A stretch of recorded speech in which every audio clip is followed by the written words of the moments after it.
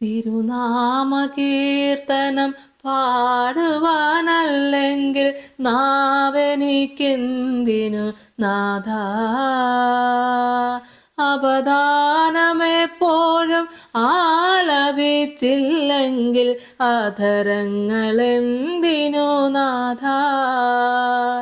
ഈ ജീവിതമെന്തിനു നാഥ. കർത്താവിന് എനിക്ക് ഏറ്റവും പ്രിയപ്പെട്ടവരെ, 47-ാം സങ്കീർത്തനം അതിൻ്റെ 1 മുതലുള്ള വചനഭാഗങ്ങൾ നമുക്ക് വായിക്കാം. സകല ജാതികളുമായുള്ളവരെ കൈകൊട്ടുവിൻ, ജയഘോഷത്തോടെ ദൈവസന്നിധിയിൽ ആർക്കുവിൻ. അത്യുന്നതനായ യഹോവ ഭയങ്കരൻ, അവൻ സർവഭൂമിക്കും മഹാരാജാവാകുന്നു. അവൻ ജാതികളെ നമ്മുടെ കീഴിലും വംശങ്ങളെ നമ്മുടെ കാൽക്കീഴിലും ആക്കുന്നു. അവൻ നമുക്ക് നമ്മുടെ അവകാശത്തെ തെരഞ്ഞെടുത്തു തന്നു, താൻ സ്നേഹിച്ച യാക്കോബിന്റെ ശ്ലാഘ്യ ഭൂമിയെ തന്നെ. ദൈവം ജയഘോഷത്തോടും യഹോവ കാഹളനാദത്തോടും കൂടെ ആരോഹണം ചെയ്യുന്നു. സകല ജാതികളുമായുള്ളവരെ കൈകൊട്ടുവിൻ, ജയഘോഷത്തോടെ ദൈവസന്നിധിയിൽ ആർക്കുവിൻ. ജയഘോഷത്തോടെ ദൈവസന്നിധിയിൽ ആർക്കുവാൻ സ്വർഗത്തിലെ ദൈവം വിശ്വസിക്കുന്ന മക്കൾക്ക് അത്ഭുതകരമായിട്ട് അവരുടെ പ്രാർത്ഥനാ വിഷയത്തിൽ ഇടപെടുന്ന നാളുകളാണ് ദൈവമക്കളെ ഈ നാളുകൾ. വാഗ്ദത്തം നമ്മൾ പ്രാപിച്ചിട്ടുണ്ടോ? അത് നമ്മൾ പ്രാപിക്കും. ഇത് പ്രതികാരത്തിൻ്റെ നാളുകളും ഇത് പ്രതിഫലം വാങ്ങുന്ന നാളും കൂടിയാണ്. ന്യായവിധിയുടെ നാളുകളാണ് ദൈവമക്കളെ. ഈ കാലങ്ങളിൽ നമ്മൾ കർത്താവിന് പ്രസാദകരമായ എന്ത് പ്രവൃത്തിയാണ് ചെയ്തത്, അത് കർത്താവ് കാണാതെ പോകത്തില്ല. ആ ചെയ്തതിനുള്ള കൂലിയും പ്രതിഫലവും ദൈവം തരാതെ പോകത്തില്ല. അതേപോലെ തന്നെ നമ്മുടെ പക്ഷത്ത് വന്ന തെറ്റിനും നമ്മൾക്ക് ശിക്ഷ നമ്മൾ അനുഭവിക്കാതെ പോകത്തുമില്ല.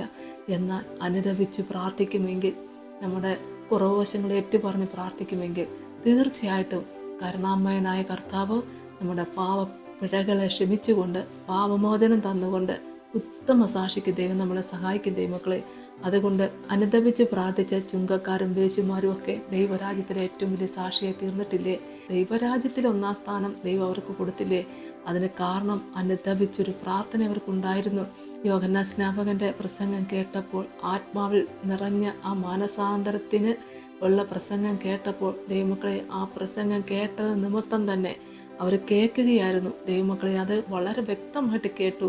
അതുകൊണ്ട് അവരുടേതായ കുറവുകളെല്ലാം ഏറ്റുപറഞ്ഞ് സ്നാനപ്പെട്ട് കർത്താവിൻ്റെ സന്നിധിയിലേക്ക് ചേർന്നില്ലേ?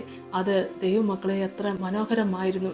യോഹന്നാൻ സ്നാപകനെ നോക്കിയാൽ ഒട്ടകരോമം കൊണ്ടുള്ള ഉടുപ്പും അരയിൽ തോൾവാറും ധരിച്ചുകൊണ്ടായിരുന്നു. പൗരോഹിത്യത്തിൻ്റെ വസ്ത്രമൊന്നും ആയിരുന്നില്ല ധരിച്ചിരുന്നത്. എന്നാൽ സ്തോത്രം, ആത്മാവിൽ നിറച്ച് കർത്താവ് അനുഗ്രഹിച്ച് അമ്മയുടെ ഉദരത്തിൽ വെച്ച് തന്നെ കർത്താവിൻ്റെ നാമമഹത്വത്തിന് വേണ്ടി ആത്മാവിൽ നിറച്ചുകൊണ്ട് അമ്മയുടെ ഉദരത്തിലായിരിക്കുമ്പോൾ തന്നെ പരിശുദ്ധാത്മാവിനാണ് നിറയപ്പെട്ടവൻ. അത്രയും കൃപ നിറഞ്ഞ ഒരു പ്രവാചകന്റെ ആ പ്രസംഗം കേട്ടപ്പോൾ ദൈവമക്കളെ, കേട്ടവരുടെ എല്ലാവരുടെയും ഹൃദയങ്ങളിൽ പരിശുദ്ധാത്മാവ് പ്രവർത്തിച്ചില്ലേ? അപ്പോൾ അവരവരുടെ കുറവുകൾ ഇറക്കി വെച്ച് ദൈവസന്നിധിയിൽ അനുദപിച്ച് പ്രാർത്ഥിച്ചപ്പോൾ അവർക്ക് ദൈവരാജ്യത്തിൽ 1-ാം സ്ഥാനം ലഭിച്ചു വയ്ക്കും. പ്രിയപ്പെട്ട ദൈവമക്കളെ, വളരെ മനോഹരമായ ദൈവ പ്രവൃത്തി നമ്മൾ കാണുകയാണ്. ആമേ സ്തോത്രം. ജയഘോഷത്തോടെ ദൈവത്തെ ആർത്തു ഘോഷിക്കാൻ ദൈവം സഹായിക്കുന്നതോർത്ത് ദൈവത്തിന് നന്ദിയോടെ സ്തോത്രം ചെയ്ത് സ്തുതിക്കുന്നു. നമ്മുടെ ജീവിതത്തിൽ ഒന്നിന് പിന്നാലെ ഓരോ വിധത്തിലും നമുക്ക് പരാജയം, ഞെരുക്കം, അതുപോലെ നഷ്ടങ്ങൾ ഒരുപാട് വരുമ്പോൾ ദൈവമക്കളെ, ഇതിനകത്ത് ഒന്ന് ചിന്തിച്ചാൽ നഷ്ടങ്ങളുടെ പട്ടിക നമ്മൾ എടുത്തു നോക്കിയാൽ ഒരുപാടുണ്ട്. പക്ഷെ അതിനകത്ത് ദൈവം നമ്മളെ നടത്തിയ ഒരു നന്മ ഓർത്താൽ ദൈവമക്കളെ, കർത്താവിൻ്റെ സന്നിധിയിൽ ഈ ഘോഷിച്ചതൊന്നും പോരാ. ഹല്ലേലൂയ.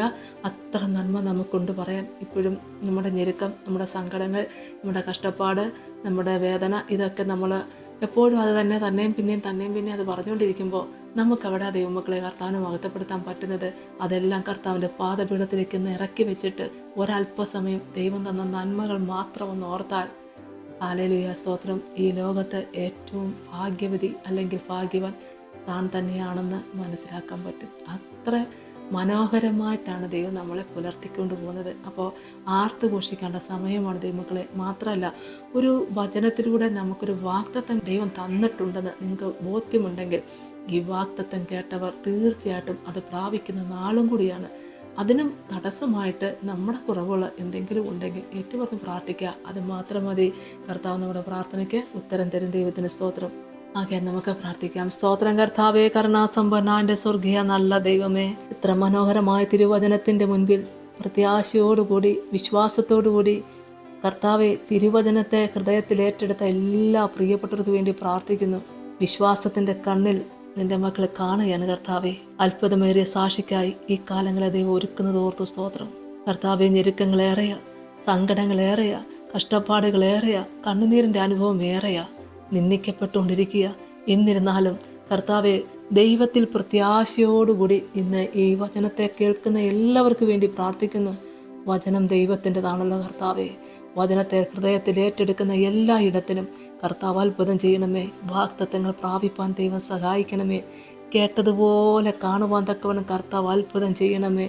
ഈ മഹാക്ഷാമകാലത്ത് കർത്താവെ, എല്ലാത്തിലും ക്ഷാമമായി നിൽക്കുന്ന ഈ കാലത്ത് കർത്താവെ, അതിമഹത്തായ കൃപകൾ കൊണ്ട് കർത്താവ് പോറ്റി പുലർത്തുന്ന അത്ഭുതത്തിൻ്റെയും നിറഞ്ഞ സാക്ഷ്യത്തിന് വേണ്ടി അനേകം മക്കളെ, വിശ്വസിക്കുന്ന മക്കളെ ദൈവം ഒരുക്കിയിരിക്കാൻ ഞാൻ ദൈവത്തെ സ്തുതിക്കുന്നു, സ്തോത്രം ചെയ്യുന്നു. കർത്താവെ, നിൻ്റെ മക്കളുടെ സങ്കടത്തിന് കാരണമായി നിൽക്കുന്ന ഏത് വിഷയമാണോ ആ വിഷയത്തെ പുണ്യതമ്പുരാനം ഏറ്റെടുത്തുകൊണ്ട് നിൻ്റെ മക്കൾക്ക് സമാധാനം കൊടുത്ത് അനുഗ്രഹിക്കണമേ. എല്ലാവരും കർത്താവിൻ്റെ പാദപീഠത്തിലേക്ക് താഴ്ത്തി സമർപ്പിച്ചുകൊണ്ട് പ്രാർത്ഥന ചുരുക്കുന്ന കൃപയോടെ കേൾക്കണമേ. ആമേൻ. ഹല്ലേലൂയ. യേശുവേ സ്തോത്രം.